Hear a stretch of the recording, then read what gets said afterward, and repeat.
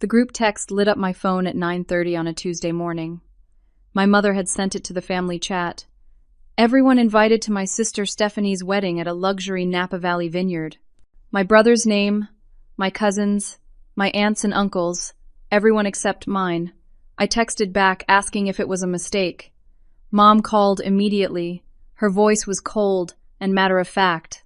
Stephanie didn't want me there. I'd ruin her moment, steal attention. I sat frozen in my apartment, staring at my phone. Finally, I whispered 2 words. I understand. The silence after I hung up felt like drowning. I sat on my couch for what must have been an hour, my phone still clutched in my hand, watching the family group chat explode with excitement. Aunt Patricia asking about dress codes. My cousin Brandon joking about the open bar. My brother asking if he could bring a +1.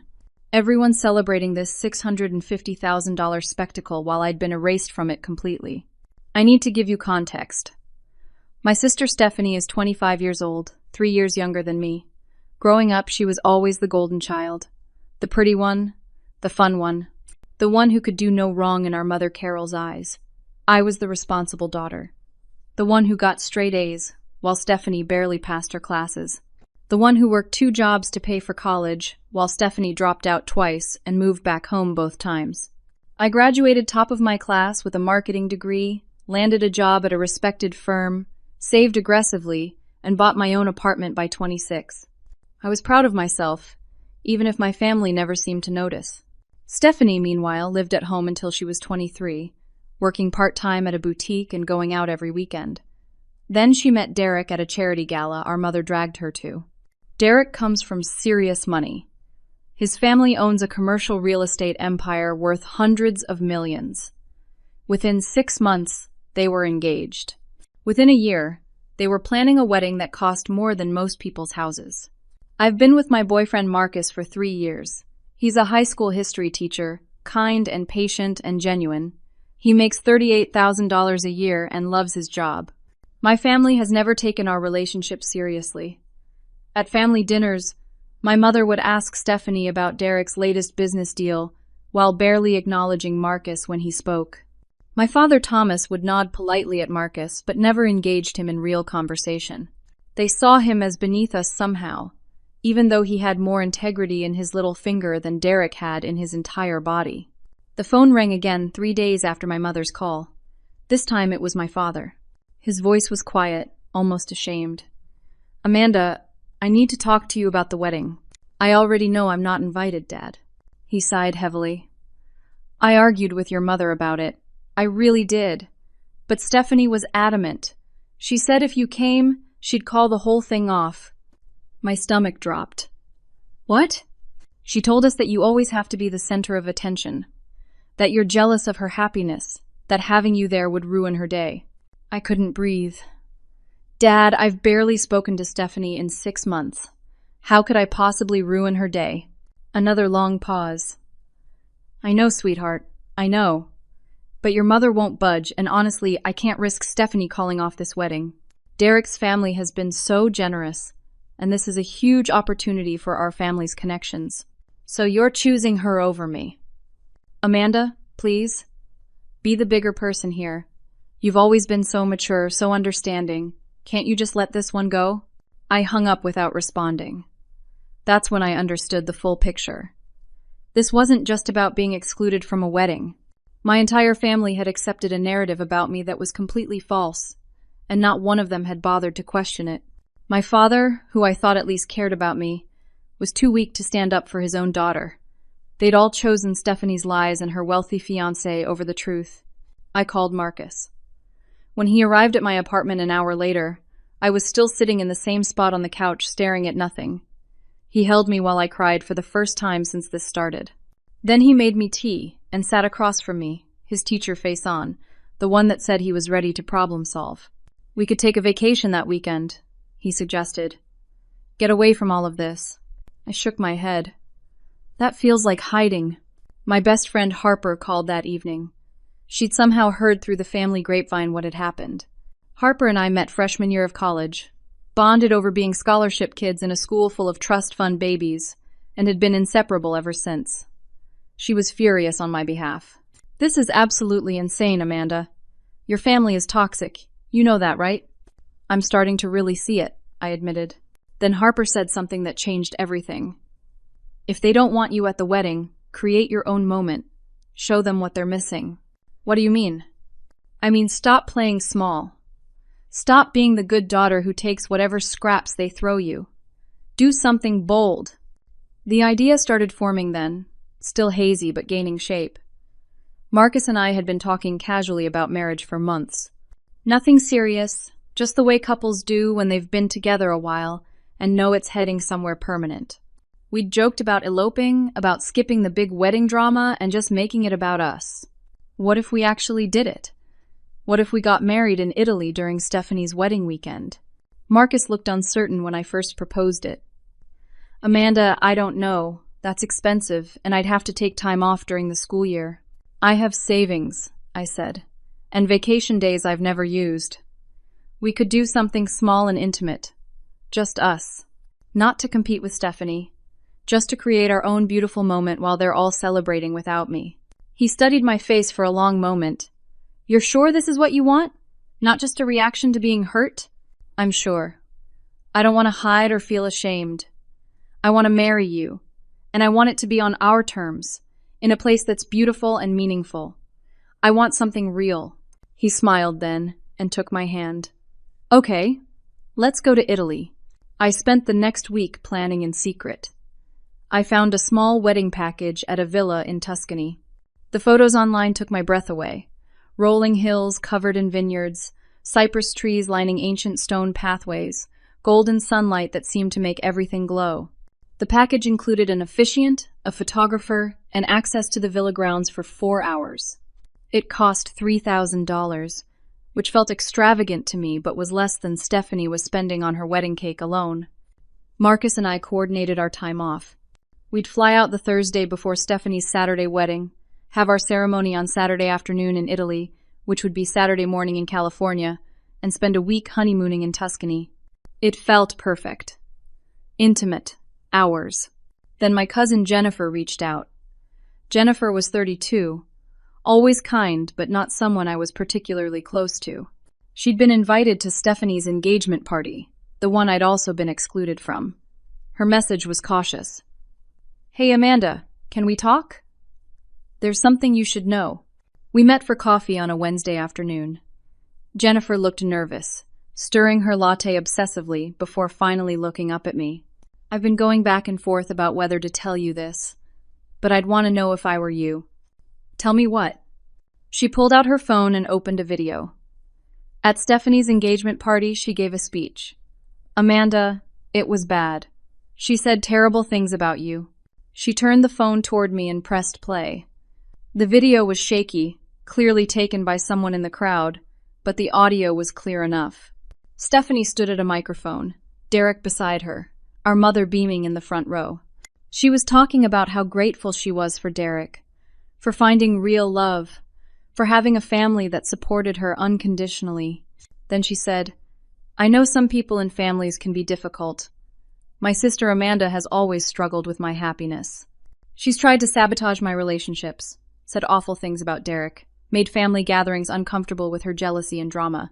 So this celebration is for the people who truly support us, who want the best for us, who choose love over negativity. The crowd had applauded. My mother had wiped away proud tears. The camera panned across the room, and I saw my extended family nodding along, buying every word. Jennifer paused the video. I'm so sorry, Amanda.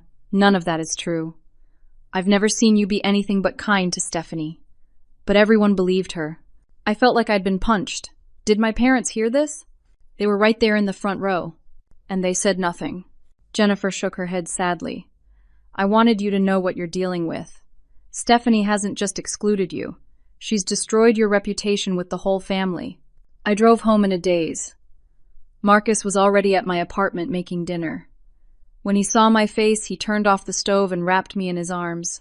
I told him about the video, about the lies, about the complete character assassination. We're definitely going to Italy, he said firmly. And we're going to have the most beautiful, authentic wedding anyone has ever seen. Not because we're competing with them, but because you deserve something real after all this fake garbage. That Saturday, while my family gathered in Napa to celebrate Stephanie's elaborate production, Marcus and I would be in Tuscany, choosing ourselves and our love over their toxic dysfunction. The week before, our trip felt surreal. I moved through my days at work in a fog, smiling at colleagues, attending meetings, pretending everything was normal. At night, I'd lie awake thinking about Stephanie's speech, about my mother's face as she'd applauded those lies, about my father's cowardice in refusing to defend me. Harper came over the Tuesday before we left. She'd been tracking Stephanie's wedding preparations on social media like a detective, sending me screenshots with commentary. "Look at this," she said, showing me Stephanie's latest post. Ice sculptures of swans, actual swans made of ice, for an outdoor wedding in California in October where it will be 70 degrees. I laughed despite myself. That seems impractical. Your sister is all about the aesthetic, and zero about the substance. Kind of fitting, actually. Harper helped me pack for Italy. We chose simple, elegant pieces. Nothing too fancy, nothing that screamed bride. I'd found a dress at a boutique in the city, cream-colored linen, that fell just below my knees, with delicate embroidery at the neckline. It cost $200, which felt reasonable. Marcus bought a linen suit in soft gray. We looked like ourselves, just slightly elevated. The night before we left, my phone buzzed with a text from my mother. The family group chat had been active all week with wedding updates, none of which I'd responded to. But this was a direct message. "I hope you understand why this had to happen. Stephanie's happiness comes first. Maybe someday you'll have a daughter and understand." I stared at that message for a long time. The casual cruelty of it, the assumption that I'd never be important enough to prioritize, the complete dismissal of my pain. I didn't respond. There was nothing left to say. Marcus and I flew out of San Francisco on Thursday morning. The flight was long, but I slept most of the way, exhausted from weeks of stress. When we landed in Florence, rented a car, and drove into the Tuscan countryside, something in my chest started to loosen. The landscape was impossibly beautiful. Rolling hills covered in grapevines, medieval stone farmhouses with terracotta roofs, narrow roads lined with cypress trees that seemed to point toward heaven. We stopped at a small roadside cafe for lunch and ate fresh pasta with truffle oil while overlooking a valley that looked like a painting. "This is perfect," Marcus said, reaching across the table to take my hand. "I'm glad we're doing this." "Me too." We arrived at our agriturismo, a working farm that rented rooms to tourists, late Thursday afternoon. Our room was simple but charming.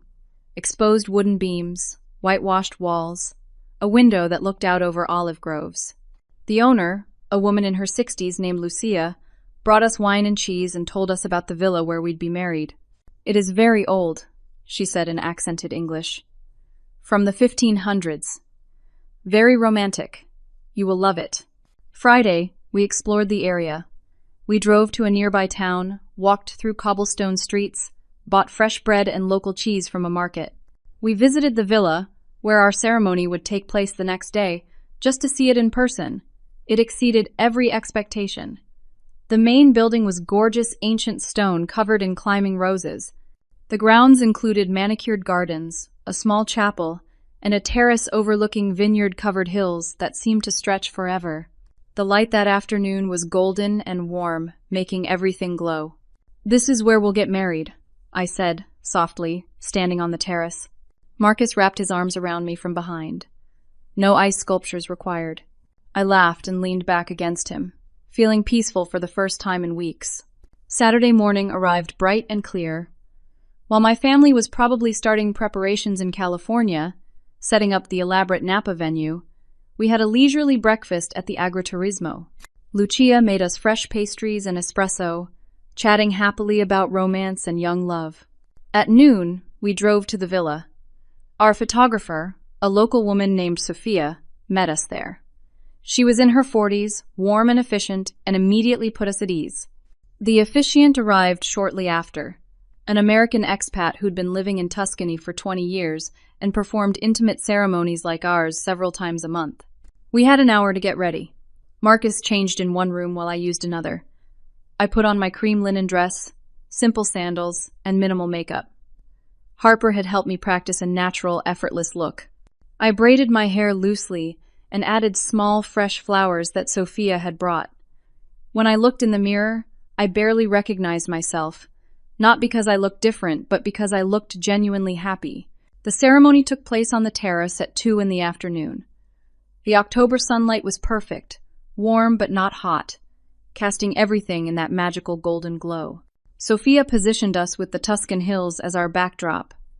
The officiant spoke briefly about love and commitment and choosing partnership every day. Then Marcus and I exchanged the vows we'd written ourselves. I'd worked on mine for days, trying to capture everything I felt. When it was my turn to speak, I looked into Marcus's eyes and somehow managed not to cry. Marcus, you've seen me at my worst these past few weeks.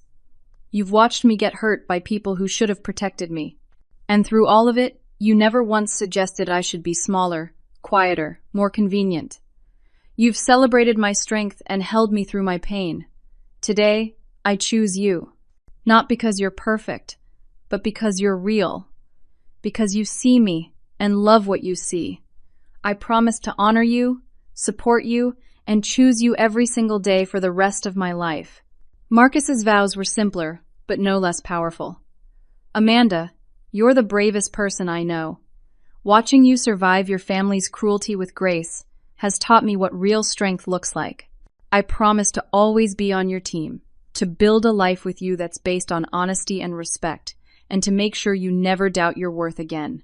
We exchanged simple gold bands we'd bought together. The officiant pronounced us married. Marcus kissed me while Sophia's camera clicked away. And standing there on that terrace in Tuscany, surrounded by vineyards and ancient stone and golden light, I felt something I hadn't felt in years, completely, unreservedly happy. We spent an hour after the ceremony taking photos. Sophia was talented, moving us around the grounds, capturing candid moments and posed shots. My favorite was one she took of us walking hand in hand down a path lined with cypress trees, the sun streaming through the branches, both of us laughing at something Marcus had said. It looked like a scene from a movie, like the kind of wedding photo that makes you believe in love. When we finished, Sophia promised to send us the edited photos within a week. We thanked the officiant, tipped generously, and drove back to the agriturismo feeling giddy and light. That evening, over dinner at a local trattoria, I checked my phone for the first time all day. Harper had been texting updates from California. Stephanie's wedding was apparently in full swing. The venue was massive. The decorations were over the top. There were posts all over social media from various family members showing off the spectacle. Then Harper sent me a photo my mother had posted to Facebook. It showed the whole extended family gathered together, everyone dressed formally, smiling at the camera. The caption read, "All my family gathered to celebrate my baby girl, so blessed. All my family." When I'd been deliberately excluded, Marcus saw my face change. "What is it?" I showed him the post. He frowned. "That's incredibly hurtful." I stared at the photo for a long moment. Then I made a decision. I opened my own Instagram and selected my favorite photo from our ceremony. The one of us on the terrace, the Tuscan hills behind us, both of us looking at each other with genuine joy. I typed a simple caption, "Married the love of my life in Tuscany." Sometimes the best moments happen when you're not invited to the party. I hit post before I could second-guess myself. "Are you sure about that?" Marcus asked gently. "I'm sure. I'm not doing this to hurt them.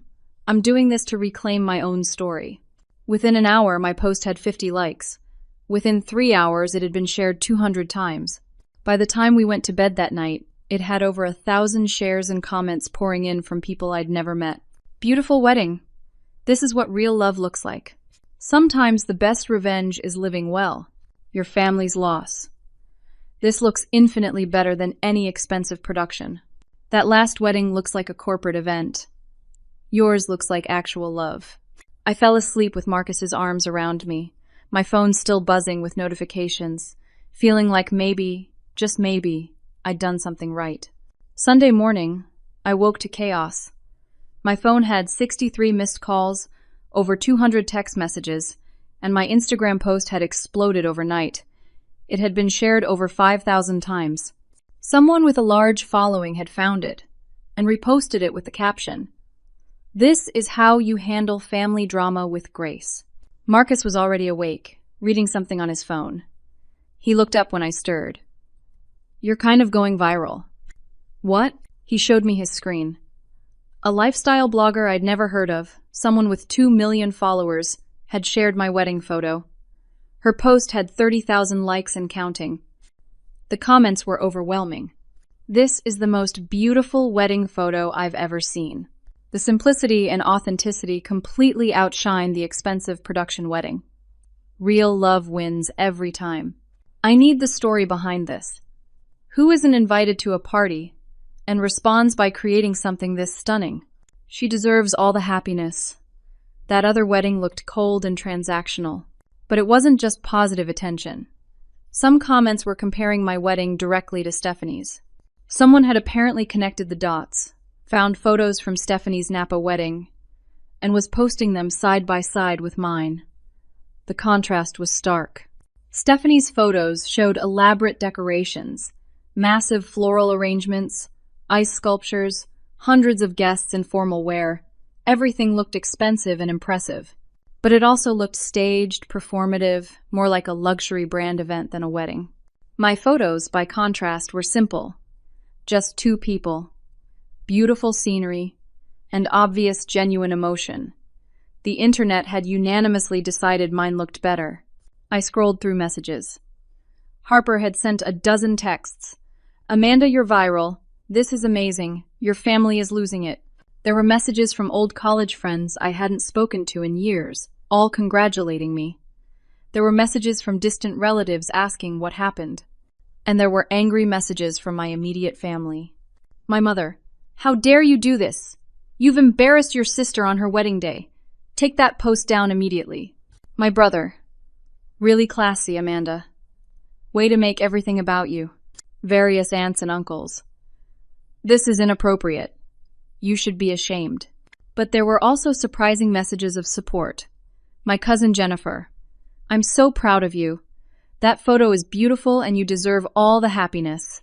Several family friends, "We had no idea you weren't invited. This is absolutely lovely. Congratulations." And most surprising, a message from Aunt Ruth, my mother's elderly aunt who I'd always liked but barely knew. About time someone stood up to this family's favoritism. "Beautiful wedding, dear." Marcus ordered breakfast from room service while I tried to process everything. We sat on our small balcony, eating fresh pastries and drinking coffee, watching the Tuscan countryside wake up around us, while my phone continued its relentless buzzing. "This is insane," I said. "I just wanted to share one photo." "You shared an authentic moment in a world full of fake ones." People respond to that. By midday, the situation had escalated further. News websites had picked up the story. I saw headlines, "Woman excluded from sister's wedding stages stunning Italian elopement." Sister's $650,000 wedding upstaged by simple Italian ceremony. The viral wedding photo everyone is talking about. Companies started reaching out. A wedding dress designer wanted to send me free dresses. A photographer equipment company wanted to feature my photos. A travel company wanted to sponsor a return trip to Italy. It was overwhelming and surreal. Then Harper called. "I need to tell you what's happening at home. It's a disaster." "What do you mean?" "Stephanie is apparently having a complete meltdown." "The wedding was yesterday, right?" "Well, your post went viral during their reception. People at the wedding were looking at their phones and seeing it. Some of Derek's family saw it. And apparently things got very uncomfortable." "How do you know all this?" "Your Aunt Ruth is texting me everything. She's at the wedding and she's been giving me play-by-play. Amanda, you need to hear this." Harper proceeded to tell me what had happened. During the reception, while guests were eating the elaborate 6-course dinner, Derek's 92-year-old grandmother Eleanor had stood up to make a toast. Eleanor was apparently the family matriarch, sharp as a tack, and controlled the family trust that Derek would eventually inherit. In her toast, Eleanor had asked pointedly where Derek's new sister-in-law was. When told I couldn't make it, Eleanor had said loudly enough for nearby tables to hear, "Couldn't make it or wasn't invited?" Because I raised my grandson to marry into a family with integrity. The table had gone silent. My mother had tried to laugh it off, but Eleanor hadn't smiled. She'd continued, "In my family, we don't exclude people. We certainly don't exclude immediate family from weddings. I'm disappointed to learn this is how things are done here." Several of Derek's relatives had apparently agreed vocally. Some had left the reception early. Derek's mother had pulled my mother aside, and there had been a heated conversation.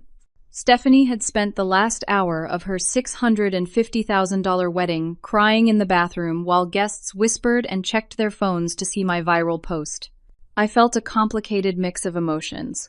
Part of me felt vindicated. Part of me felt guilty. Part of me felt sad that it had come to this. "I didn't mean to ruin her wedding," I told Harper. "You didn't ruin anything. She ruined her own wedding by being cruel. Actions have consequences." Marcus and I spent the rest of Sunday trying to enjoy Italy despite the chaos back home. We visited a winery, took a cooking class, walked through medieval towns, but my phone never stopped. By evening, my Instagram post had 50,000 shares. I'd gained 25,000 new followers. 3 different production companies had reached out asking if I'd be interested in telling my story for a documentary or show. "This is completely surreal," I kept saying. That night, Aunt Ruth sent me a private message with photos attached. They were from Stephanie's wedding reception. One showed Derek's grandmother looking stern and unimpressed. Another showed my mother's face, tight with anger. A third showed Stephanie, makeup ruined from crying, being comforted by bridesmaids. Ruth's message said, "Thought you should see the truth of how last night ended. Derek's family is not impressed with Carol and Stephanie's behavior. There's talk that Eleanor is reconsidering some financial arrangements because she's so appalled by how you were treated. Your post didn't ruin the wedding. Their cruelty did. I'm proud of you, sweetheart." I showed Marcus. He read it twice, then looked at me seriously. "How do you feel about all this?" Honestly, relieved. For years I thought I was the problem. That if I just tried harder, was better, did more, my family would finally see me. But they never will. And that's not my fault. It's theirs. He pulled me close. "No, it's definitely theirs." We spent the rest of our honeymoon trying to stay present, to enjoy the incredible place we were in, but the viral phenomenon followed us everywhere. By Wednesday, major morning shows were reaching out. Good Morning America wanted me for a segment on family dynamics. The Today Show wanted an interview. Newspapers wanted quotes. "I'll need to decide what to do about all this when we get home," I told Marcus as we packed to leave on our last day. "Whatever you decide, I'm with you." Flying back to America felt like returning to reality after a beautiful dream. When we landed in San Francisco, I had 300 new messages. The viral attention had continued building even as I'd tried to disconnect. My simple wedding post now had over 100,000 shares and had been featured on dozens of news sites. But the most surprising message was from Derek. It was brief. "Amanda, I owe you an apology. Can we talk?" We'd been home for 2 days when I finally agreed to meet Derek. He suggested a coffee shop in downtown San Francisco, neutral territory. Marcus wanted to come with me, but I needed to do this alone. Derek arrived looking exhausted. He'd always been handsome in that clean-cut country club way, but now he had dark circles under his eyes, and his usually perfect hair was slightly disheveled. He ordered a black coffee and sat across from me, not quite meeting my eyes. "Thank you for meeting me," he started. "I wasn't sure you would. I'm curious what you have to say." He took a deep breath. "My grandmother has been on my case since the wedding. She's furious about how you were treated. She's made it very clear that she's disappointed in me for not speaking up, and in Stephanie's family for the exclusion. She's even suggested reconsidering some financial arrangements until she sees evidence that my new in-laws understand the value of family integrity." "So you're here because your grandmother told you to apologize?" "No." His voice was firmer now. "I'm here because she helped me see something I'd been avoiding. Amanda, I believe Stephanie's version of you. She told me you were jealous, difficult, always trying to compete with her. I never questioned it because why would I? She's my fiancée, now my wife. But then the wedding happened, and your post went viral, and my family started asking questions. And when I actually looked at the evidence, when I talked to people who know you, when I saw how you handled being excluded with grace instead of drama, I realized Stephanie lied to me. I felt my chest tighten. What exactly did she tell you? That you'd tried to sabotage our relationship, that you'd insulted me multiple times, that you'd caused scenes at family gatherings, that you'd told her she wasn't good enough for me, and that I was marrying beneath my family's standards. None of that was true, was it? I've barely spoken to Stephanie in the past year. I met you exactly twice, both times briefly at family dinners where I was polite and cordial. I've never caused a scene at any gathering, and I certainly never said anything about you or your family. I don't know you well enough to have opinions about your worth. Derek ran his hands through his hair. That's what my grandmother said. She asked how someone who's allegedly so jealous and dramatic managed to get excluded from a wedding, have her reputation destroyed, and respond by creating something beautiful without a single angry word to anyone. She said jealous people don't act like that. They lash out. You didn't. I don't believe in meeting cruelty with cruelty. Stephanie does. I'm starting to see that. He looked miserable. The wedding was a disaster, Amanda. Even before your post went viral, my grandmother's toast embarrassed everyone. Several of my relatives left early. My mother pulled me aside and told me she was concerned about the family dynamics I'd married into. Then people started seeing your post, and the whispers got louder. Stephanie spent the end of our reception having a meltdown. Our honeymoon has been cut short because my grandmother essentially demanded we come home and address this situation. I don't know what you want me to say. I want to know if you'll consider meeting my grandmother. She's been asking about you. She says you have integrity, and she'd like to get to know you. She feels terrible that her grandson married into a family that would treat you this way. Derek, I appreciate the apology, but I don't owe your family or Stephanie's family anything. I'm moving forward with my life. I understand. But for what it's worth, I'm sorry. I should have asked more questions. I should have insisted you be invited. I let Stephanie control the narrative, and that was wrong. After Derek left, I sat in the coffee shop for a long time, processing. My phone buzzed with another message from Harper. Have you seen the latest? Stephanie deleted all her wedding posts. People were commenting, asking why you weren't there.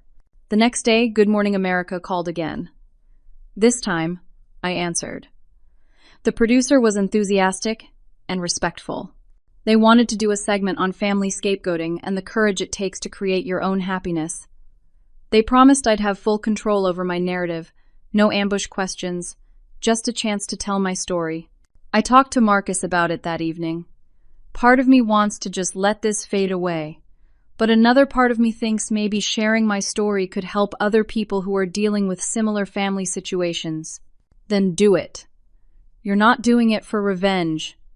You're doing it to help people understand that you don't have to accept mistreatment from family just because they're family. I agreed to the interview. They scheduled it for the following Monday, giving me a week to prepare. In that week, the viral attention continued, but started to shift. Instead of just sharing my wedding photo, people were sharing their own stories of family exclusion, scapegoating, and finding peace outside toxic family systems. My Instagram comments became a support group of sorts, with hundreds of people sharing painful experiences and encouraging each other. I started reading more about family scapegoating, golden child dynamics, and narcissistic family systems. So much of what I read described my exact experience. The responsible child who can never do enough. The favored child who can do no wrong. The parent who enables the dysfunction. I wasn't alone in this. Thousands of people had lived versions of my story. The interview itself was less intimidating than I'd expected. The host was warm and prepared. She'd clearly done her research. We sat in a comfortable studio set that looked like someone's living room. The conversation flowed naturally. She asked about my childhood, about the pattern of favoritism, about the wedding exclusion. She asked how I decided to go to Italy. I explained that it wasn't about competition or revenge, it was about refusing to hide or feel ashamed. It was about creating something beautiful and authentic for myself when my family had tried to make me feel small and unwanted. "What would you say to people watching this who are dealing with similar family situations?" she asked. I looked directly at the camera. "I'd say that you don't have to accept cruelty just because it comes from family. You don't have to keep trying to earn love from people who are incapable of giving it. Sometimes the most loving thing you can do for yourself is to stop participating in your own mistreatment. Create your own version of family, your own version of happiness. You deserve to be celebrated, not just tolerated." The segment aired the following Wednesday and immediately went viral again. Clips were shared across every social media platform. The response was overwhelming. Thousands of people reached out sharing their own stories. I read messages from people who'd been excluded from family events, who'd been scapegoated their whole lives, who'd finally found the courage to set boundaries with toxic family members. But the professional opportunities that followed were even more surprising. A lifestyle brand that focused on mental health and wellness wanted me to partner with them on a campaign about self-worth and setting boundaries. A publishing house reached out asking if I'd be interested in writing a book about navigating family dysfunction. Several organizations that worked with people dealing with family estrangement wanted me to speak at their events. Most meaningfully, I started a blog called Chosen Family Chronicles. I wrote about my experiences, about the process of healing from family trauma, about building a life based on authenticity rather than approval seeking. Within a month, I had 50,000 subscribers. My career benefited too. My marketing firm promoted me to senior director, partly because of my increased profile, and partly because I'd inadvertently demonstrated expert-level skills in authentic storytelling and audience engagement. My salary increased by 30%. Marcus and I started looking at bigger apartments. We talked seriously about starting a family of our own someday. Life was moving forward in ways I'd never imagined. Then, 2 weeks after the Good Morning America interview, I received a package. There was no return address, just my name written in elegant script. Inside was a handwritten note on expensive stationery and a check for $20,000. The note read, "Dear Amanda, I am Eleanor, Derek's grandmother. I cannot undo your family's cruelty, but I can invest in your future. Use this to build something beautiful. Your strength and grace remind me of myself at your age. I would very much like to meet you, if you're willing. With admiration and respect, Eleanor." I stared at the check, then at the note, then back at the check. $20,000 from a woman I'd never met, who'd stood up for me at a wedding I wasn't invited to, who saw through my family's dysfunction when they couldn't. Marcus came home to find me crying at the kitchen table. When I showed him the note and check, he sat down heavily. "That's incredible, and completely unexpected." The check was marked, "For the brave granddaughter-in-law I wish I'd met sooner." Marcus smiled at that. "She's claiming you as family. A stranger is claiming me as family while my actual family pretends I don't exist. Maybe that says everything about who deserves to be in your life." I wrote Eleanor a thank you note that evening. I told her I'd be honored to meet her, that her kindness meant more than she could know, that I'd use her generous gift to fund my work helping others navigate family estrangement. I enclosed photos from our Italian wedding. Her response came 3 days later. "Dear Amanda, your photos brought tears to my eyes. That is what a wedding should look like. Real joy, real love. I'm ashamed my grandson wasn't married with such authenticity, though I'm working on helping him see what genuine partnership requires. I'd love to have tea next Thursday if you're available. I'll send my driver to collect you. Warmly, Eleanor." That's how I found myself, on a Thursday afternoon, 4 weeks after my Italian elopement, sitting in the library of a Pacific Heights mansion having tea with a 92-year-old woman who'd shown me more family loyalty in one toast than my blood relatives had in 28 years. Eleanor's home was exactly what I'd expected. Old money elegance without ostentation. The library where we had tea was lined floor to ceiling with books, leather chairs positioned near tall windows overlooking the bay.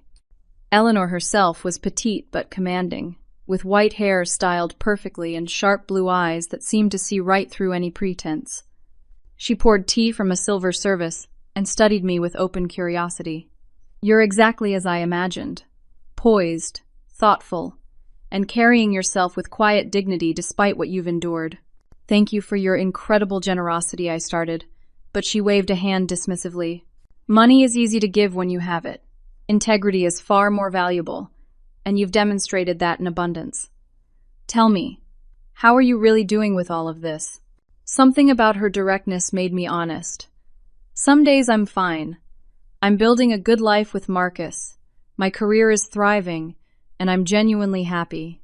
Other days I grieve the family I wish I'd had. The one where being excluded and lied about wasn't acceptable. Where someone would have stood up for me. Eleanor nodded knowingly. I understand that grief. I was the scapegoat in my own family decades ago. My younger sister was beautiful and charming. I was practical and outspoken. When I married for love, instead of accepting the society match my parents preferred, they excluded me from family events for 3 years. Eventually, I built my own life, my own family, and stopped waiting for their approval. It was the most painful and most liberating thing I ever did. We talked for 2 hours. She told me about building a life on her own terms, about the strength required to walk away from toxic family dynamics, about the peace that comes from surrounding yourself with people who value you. She asked detailed questions about my blog, my book plans, my goals for the future. Before I left, she said something that shifted my entire perspective. Amanda, your family made a choice when they excluded you. They chose comfort over courage, the easy lie over the hard truth. But you also get to make a choice. You can spend your energy trying to make them see you, or you can spend it building something meaningful that doesn't require their validation. Only one of those options leads to peace. I choose peace, I said. Good. She smiled. Now, I have a proposition for you. I'd like to fund a foundation in your name focused on supporting people dealing with family estrangement. Not a large thing, just enough to provide resources, counseling referrals, community building. You'd run it however you see fit. I'd simply like to invest in work that matters. I couldn't speak for a moment. Eleanor, that's extraordinarily generous. It's selfish, actually. I'm 92 years old. I've spent decades giving money to institutions that put my name on buildings. I'd rather invest in a person doing work that will actually change lives. Think about it. No pressure. I drove home in a daze and told Marcus everything. He listened quietly, then said, "You need to do this. This is your calling. This whole painful experience is leading somewhere meaningful." That night, I couldn't sleep. I lay awake thinking about all the messages I'd received, all the people who'd shared their stories of being scapegoated, excluded, told they were too sensitive or too difficult or too much. What if I could actually help them? What if I could turn my pain into something that prevented others from suffering in silence? The next morning, I called my mother. I don't know what I expected. Maybe an apology. Maybe an acknowledgement that they'd handled things badly. Maybe just basic human decency. What I got was immediate hostility. Your father and I have decided we're not speaking to you until you apologize for humiliating your sister. Apologize for getting married? Apologize for posting that photo to make her look bad. Apologize for turning this into a media circus. Apologize for being selfish and vindictive. I took a deep breath. Mom, I was excluded from a family wedding. I was lied about. My character was assassinated to justify that exclusion. And instead of apologizing or acknowledging any wrongdoing, you're demanding, I apologize for living my life? Stephanie was devastated. Her wedding was ruined because you couldn't let her have one day without making it about you. I made nothing about me. I got married on the other side of the world during the same weekend. I posted one photo with a simple caption. The fact that people responded to authenticity over performance isn't my fault. We need you to be the bigger person here, Amanda.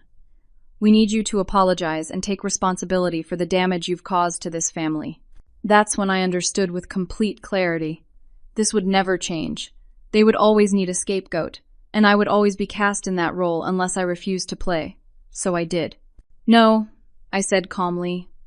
I won't apologize for existing. I won't apologize for creating something beautiful. And I won't continue participating in a family dynamic where I'm expected to absorb everyone's dysfunction and call it love. I'm done. If you hang up this phone, you're not welcome in this family anymore. Then I guess I'm not welcome. Goodbye, Mom. I hung up and immediately started shaking. Marcus, who'd been listening from across the room, came over and held me while I cried. Not tears of sadness, really. Tears of release. The painful ripping away of hope that things might someday be different. But I'd barely caught my breath when my phone rang again. This time it was my father. When I answered, his voice was quiet, almost pleading. Amanda, please don't do this. Please don't cut yourself off from the family. Dad, I didn't cut myself off. I was cut off when I wasn't invited to my sister's wedding. I'm just finally accepting reality instead of pretending it's something else. Your mother is upset. She doesn't handle stress well. Just apologize and we can move past this. Why is it always my responsibility to apologize? Why am I always the one who has to be the bigger person? Why is maintaining a relationship with me never worth the discomfort of holding Stephanie accountable? Silence. Then, I don't know how to fix this. You could start by admitting that what happened was wrong, that excluding me was cruel, that lying about my character was unacceptable. You could start by actually being my father instead of just Carol's husband. More silence. Finally, I'm sorry you feel that way. That's not an apology, Dad. That's a dismissal of my legitimate pain. I don't know what else to say.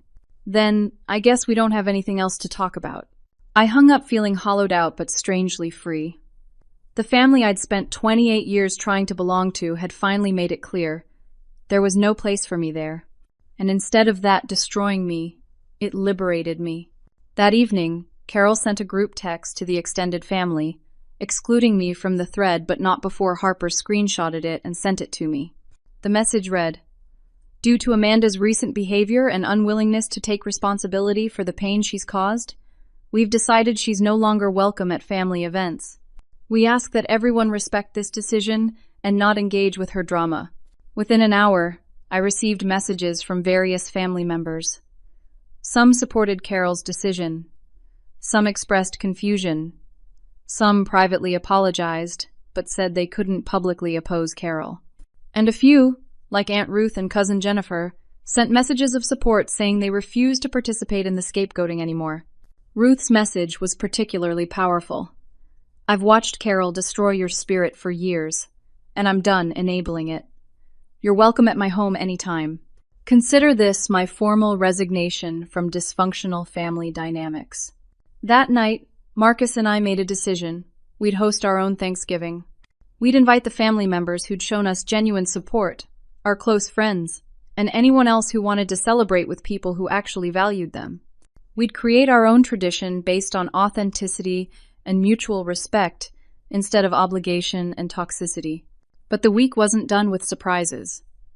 Derek called again, this time asking if he and my grandmother could meet me together.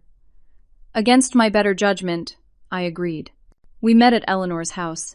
Derek looked even worse than before, like he hadn't been sleeping. Eleanor looked concerned for him in a way that reminded me she truly loved her grandson, even when she was disappointed in his choices. I need to tell you something. Derek started without preamble. Stephanie and I are in marriage counseling. Things have been very difficult since the wedding.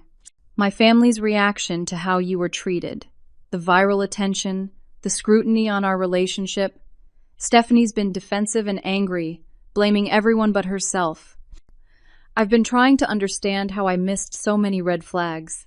I'm sorry you're going through that, but I'm not sure why you're telling me. Because my grandmother has been helping me see patterns I was blind to. Stephanie lies easily. She manipulates situations to make herself the victim. She needs to be the center of attention always. And she's cruel to people she perceives as threats. I watched her destroy your reputation with our family, and I said nothing. I participated in your exclusion. I need you to know I see that now, and I'm ashamed. Eleanor spoke up then. Amanda, I don't expect you to forgive my grandson or absolve him of responsibility. But I wanted you to hear directly that he's beginning to understand the dysfunction he married into and his role in perpetuating it. Growth is slow and painful, but it's happening. I appreciate you telling me this. Truly. But my focus is on building my own life now not on vindicating myself to people who should have seen the truth all along. I understand. Derek stood to leave. I just wanted you to know that some of us are trying to do better, even if it's too late. After he left, Eleanor poured more tea. That was difficult for him to admit. He's realizing he may have made a terrible mistake in who he married. That's not my problem to solve. No, it isn't. But it does mean you were right all along, and every single person who doubted you was wrong. Sometimes that matters. I left Eleanor's house feeling emotionally exhausted but strangely validated. Everything I'd known in my gut, everything I'd been told was just my perception or my sensitivity or my jealousy, had been true. I hadn't been crazy or difficult or dramatic. I'd been the only one willing to see the dysfunction for what it was. That night, I accepted Eleanor's offer to fund the foundation. I also accepted the book deal, and I scheduled 3 speaking engagements for early next year. I was turning my pain into purpose, my exclusion into advocacy, my family's rejection into a platform for helping others. Marcus found me at midnight, sitting at my laptop, outlining the first chapter of my book. He read over my shoulder, then kissed the top of my head. I'm proud of you. I'm proud of me too.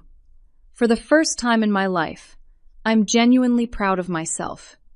Not for achieving things or being perfect or earning approval, just for surviving and choosing to build something good from the wreckage.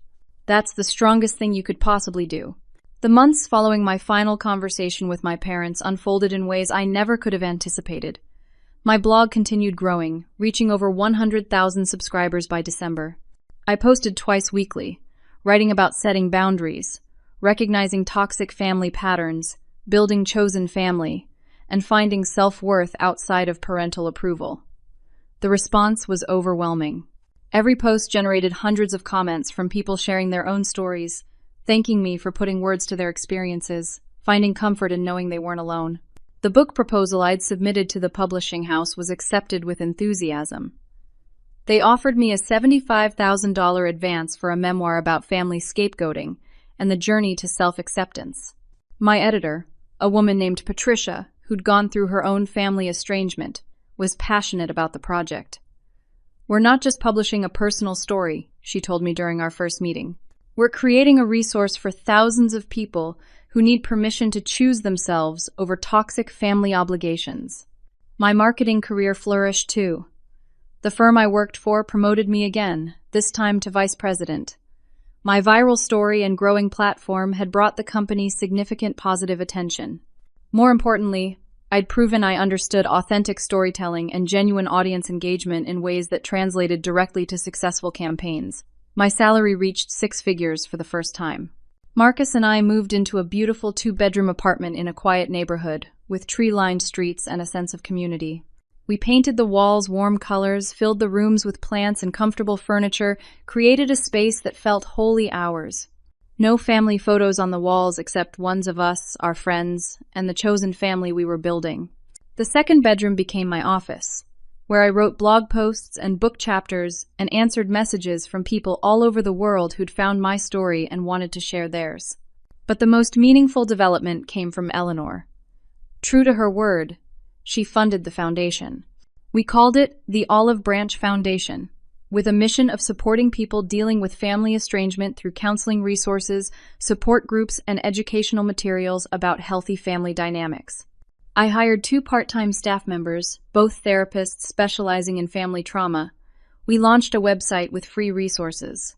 Within 3 months, we'd received over 5,000 requests for support. Eleanor and I met regularly for tea. She'd become something like a grandmother to me, the wise elder figure I'd never had. She shared stories from her long life, offered perspective when I felt overwhelmed, and reminded me constantly that I was worthy of love and respect simply for existing, not for performing or achieving. One afternoon in late January, nearly 4 months after my Italian wedding, Eleanor asked me a direct question. Have you heard from your family at all? Not directly, but Harper keeps me updated on the family gossip. And Stephanie and Derek are apparently still in counseling. There are rumors their marriage is struggling. Derek has moved into the guest bedroom permanently. His family has become noticeably cooler towards Stephanie and my mother.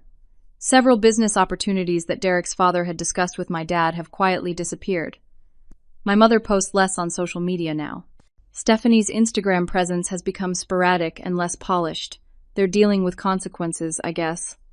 How do you feel about that? I considered the question carefully. Honestly, I don't feel triumphant or vindicated. I just feel sad that it had to go this far. That they couldn't see the damage they were doing until it affected them personally. But I also feel free. Free from the constant anxiety of trying to earn their approval. Free from walking on eggshells. Free from being responsible for everyone else's emotions while mine were completely dismissed. That's wisdom, Eleanor said approvingly. Freedom over revenge, peace over vindication. Thanksgiving that year was different. Marcus and I hosted 15 people in our new apartment. Aunt Ruth came, along with cousin Jennifer and her husband. Harper and several of our closest friends came. Eleanor came with her own driver, bringing expensive wine and staying for hours. We'd also invited 3 people I'd met through my blog work, all dealing with family estrangement during the holidays. There were no passive-aggressive comments, no subtle digs disguised as concern, no favoritism or comparing or competition. Just people who genuinely liked each other sharing a meal and celebrating what they were actually grateful for. I gave a short toast before dinner, my voice only shaking slightly. I'm grateful for everyone in this room.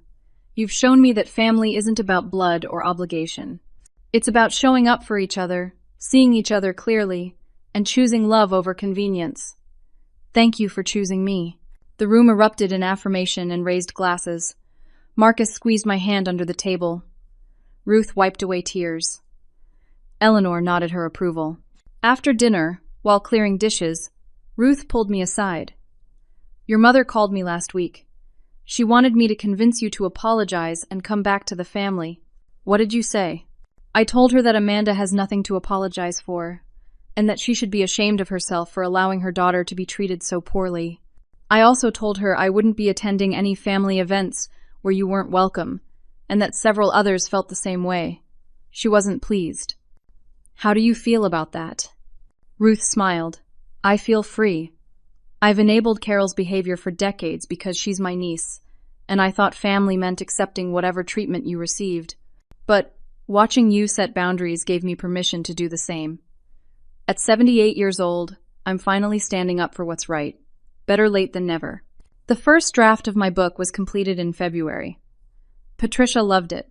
She scheduled publication for September, timing it to hit the market before the holiday season when family stress peaks. The marketing team wanted to do a book tour. They'd already scheduled appearances in 10 cities, including a talk at a major women's conference. My speaking engagements multiplied. I spoke at universities about navigating family dysfunction as a young adult. I spoke at therapy conferences about the long-term effects of family scapegoating. I spoke at women's groups about finding self-worth outside of parental approval. Every speech ended with a long line of people wanting to share their own stories, to thank me, to tell me I'd given them language for experiences they'd never been able to articulate. In March, something unexpected happened. Derek showed up at my office unannounced. My assistant buzzed to let me know someone claiming to be my brother-in-law was in the lobby. I almost said to turn him away, but curiosity won. He looked terrible. He'd lost weight, had deep circles under his eyes, and his usually immaculate appearance was slightly rumpled. I offered him coffee, which he accepted gratefully. We sat in my office, an awkward silence stretching between us. I'm leaving Stephanie, he said abruptly. I've filed for divorce. I'm sorry to hear that. Don't be. It's the right thing. My grandmother was right about everything. Stephanie is incapable of taking accountability for anything. She's blamed you, blamed me, blamed my family, blamed the media, blamed everyone except herself for the problems in our marriage. The counseling has been useless because she refuses to acknowledge any fault. I can't build a life with someone who lives in a completely fictional version of reality. Why are you telling me this? Because you tried to warn me, in your own way. You didn't cause drama or make scenes. You just quietly refused to participate in the dysfunction. And every single person, including me, punished you for it. I need you to know that I see that now. I see everything clearly now, and I'm ashamed it took this long. I appreciate you saying that, but my life has moved forward. I'm not interested in rehashing the past or getting pulled back into family drama. I understand. I just wanted you to know. Also, my grandmother wanted me to tell you she's planning to increase the foundation funding. She's been very impressed with the work you're doing. After Derek left, I sat in my office for a long time, processing. Part of me felt vindicated. Part of me felt sad for him. Trapped in a marriage built on lies and image management. Part of me felt grateful that I'd escaped that whole toxic system before it consumed me completely. That evening, I told Marcus about Derek's visit. He listened carefully, then asked the question I'd been avoiding. Do you think there's any chance your family will ever apologize or try to make amends? Honestly, no. They'd have to admit they were wrong, that they failed me, that their golden child isn't who they thought she was. That level of honesty would shatter their entire worldview. It's easier to just keep blaming me and moving forward as if I never existed. Does that bother you? Less than it used to. I'm building something real. A life based on authenticity and mutual respect. A career helping people navigate exactly what I went through. A marriage where I'm valued and celebrated. I don't need their approval anymore. I don't even want it. What I wanted was to be seen and loved for who I actually am, and they're incapable of that. But other people aren't. I found my people. In April, the foundation received a donation that changed everything. An anonymous donor gave $500,000 with a note that read, "For the work of helping others find freedom from toxic family systems, use it to expand your reach." The handwriting looked suspiciously like Eleanor's, though she denied it with a mischievous smile when I asked. With that funding, we expanded significantly. We hired 4 more staff members, launched regional support groups in 6 cities, created an online counseling platform, and developed educational resources for therapists working with family estrangement issues. The foundation went from a small project to a legitimate organization making measurable impact. One evening in late May, sitting on our apartment balcony with Marcus, watching the sunset, I felt something I'd been chasing my whole life: contentment. Not the performance of happiness, not the desperate grasping for approval, just genuine, quiet peace. Marcus noticed. "You look relaxed." I am. For the first time in my life, I'm exactly where I'm supposed to be, doing exactly what I'm meant to do, surrounded by people who value me. It took getting excluded from a wedding to find my way here, but I wouldn't change it. Even knowing how much it hurt? Even knowing that. The pain was the catalyst. It forced me to stop accepting cruelty as love. It pushed me out of a system that was slowly destroying me. Sometimes the worst thing that happens to you is actually the best thing. That should be the closing line of your book. Maybe it will be. The book launched in September to unexpected success. It debuted on several bestseller lists. Reviews were overwhelmingly positive. Readers connected deeply with the message that you don't owe allegiance to people who mistreat you, even if they're family. That sometimes the most loving thing you can do is walk away from people who refuse to see you clearly. The book tour was exhausting, but meaningful. In every city, audiences packed the venues. They asked thoughtful questions. They shared their own stories. They thanked me for giving them permission to prioritize their own well-being over family obligation. Several times, people approached me after events to say I'd helped them understand they weren't crazy, that their family dynamics were genuinely dysfunctional, that they deserved better. In Portland, a woman in her 50s told me she'd been the family scapegoat for decades. Reading my book had given her the courage to finally set boundaries with her mother and siblings. For the first time in her life, she felt free. In Chicago, a young man told me he'd been excluded from his sister's wedding for being gay. My story had helped him understand that his family's rejection wasn't about his worth, but about their limitations.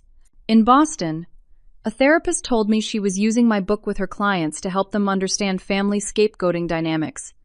It was becoming a resource in her practice. Each story reinforced what I already knew. My painful experience wasn't unique. Thousands of people were living versions of my story. And by sharing mine openly, I was helping them find their own paths to healing and freedom. By October, exactly 1 year after my Italian wedding and my exclusion from Stephanie's wedding, My life looked completely different. My career was thriving, my marriage was strong, the foundation was helping hundreds of people. My book was selling steadily. I'd built a community of chosen family who genuinely cared about me. And then, 1 year to the day after everything changed, I received a letter. It came through my publisher, forwarded to my home address. The handwriting on the envelope was my mother's. I stared at it for a long time before opening it. Marcus stood nearby, ready to support whatever I needed. Finally, I tore it open and read. The letter was 2 pages long. It wasn't an apology, not really. It was a justification wrapped in passive-aggressive language. Your father and I have been discussing the situation. We feel that perhaps everyone overreacted. Family is important, and we think it's time to move past old hurts.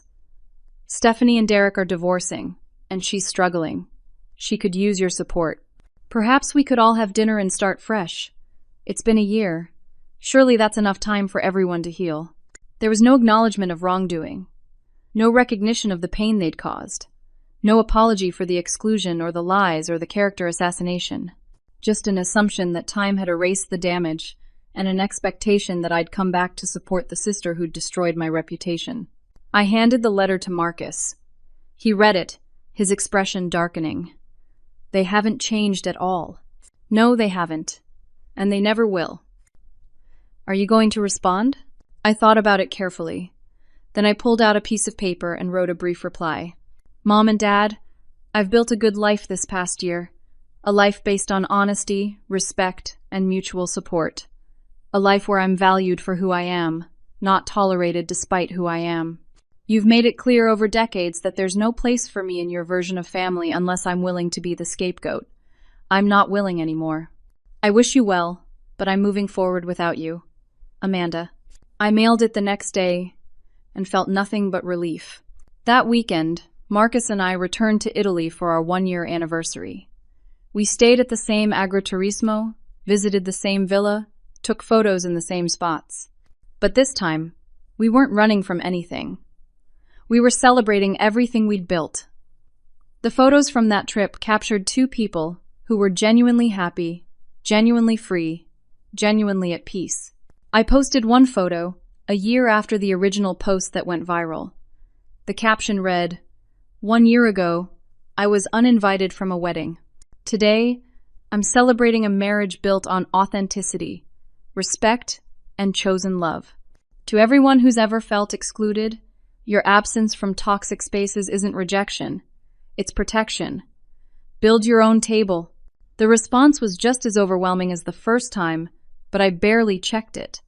I was too busy living my life to need validation from strangers anymore.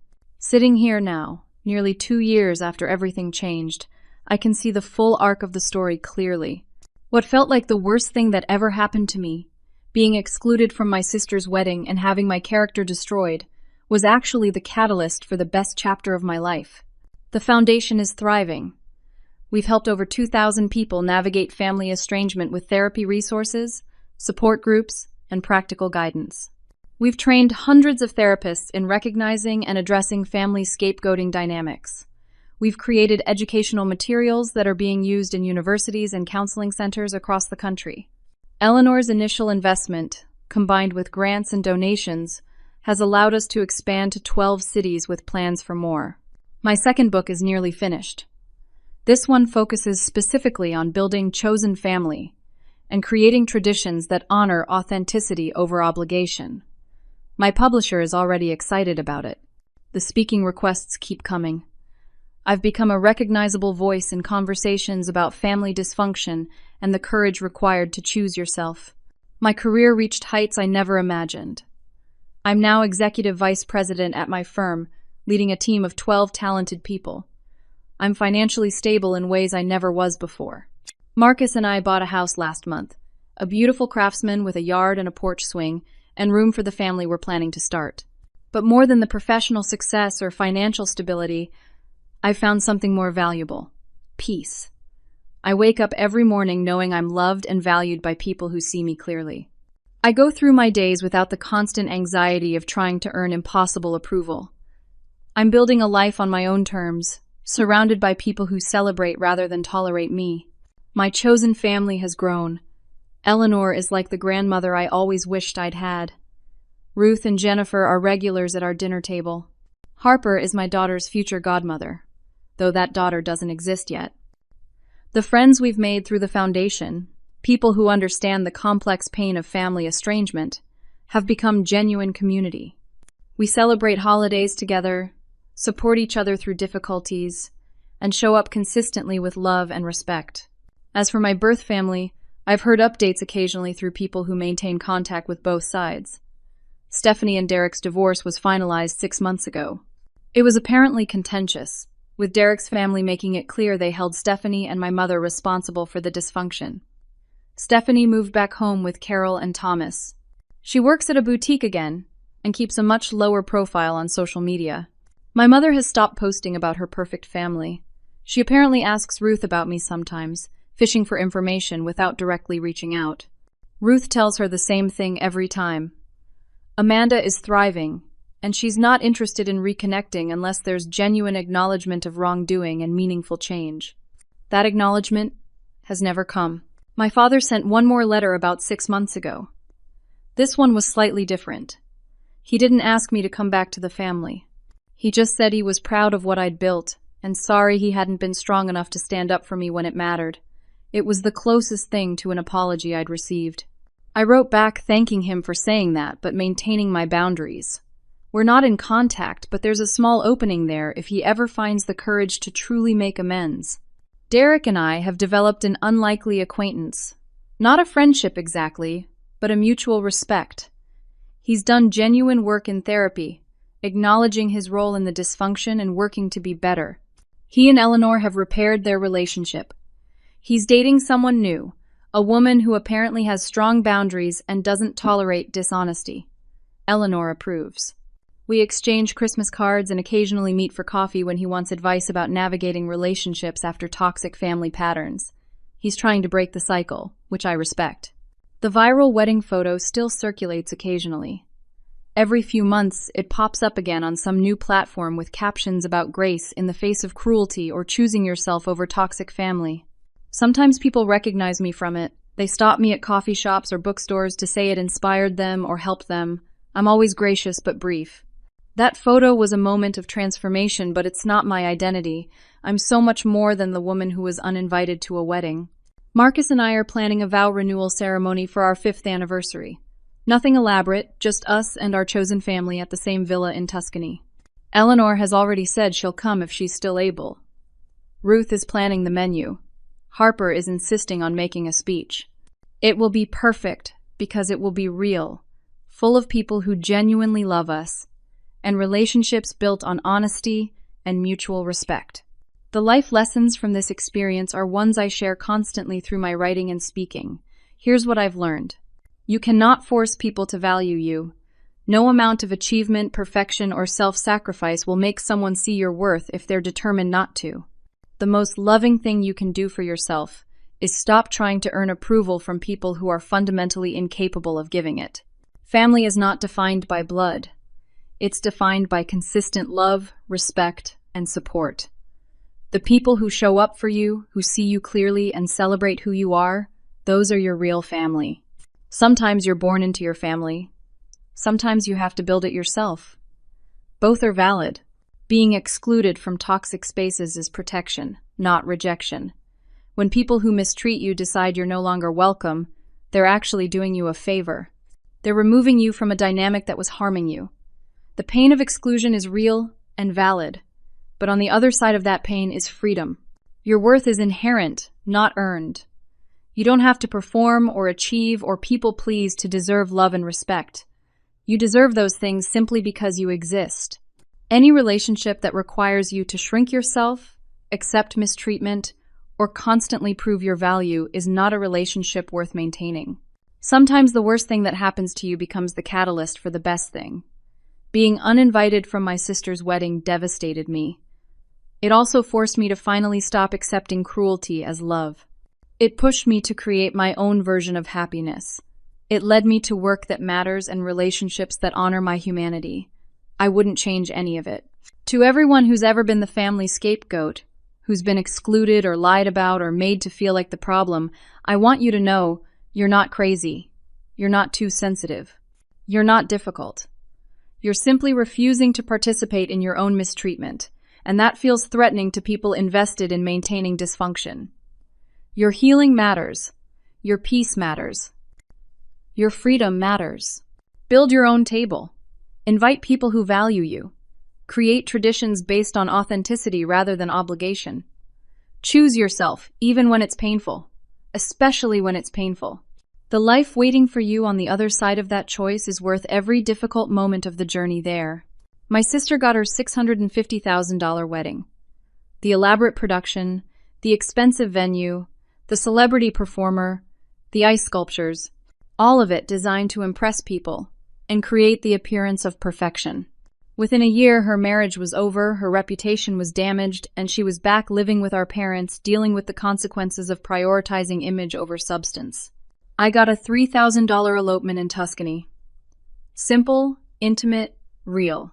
And I also got freedom from a toxic family system, a career helping others, genuine community, lasting peace, and a marriage that gets stronger every year because it's built on honesty and mutual respect. I know which one I'd choose every single time. Being uninvited was the beginning of the best chapter of my life. Sometimes you have to be pushed out of the wrong story to find your way into the right one. Now I want to hear from you. Have you ever been excluded by family or made to feel like the problem in a dysfunctional system? How did you find your way to healing? What helped you recognize that the issue wasn't your worth but their inability to see it? Share your story in the comments. Your experience matters, and sharing it might help someone else who's struggling right now.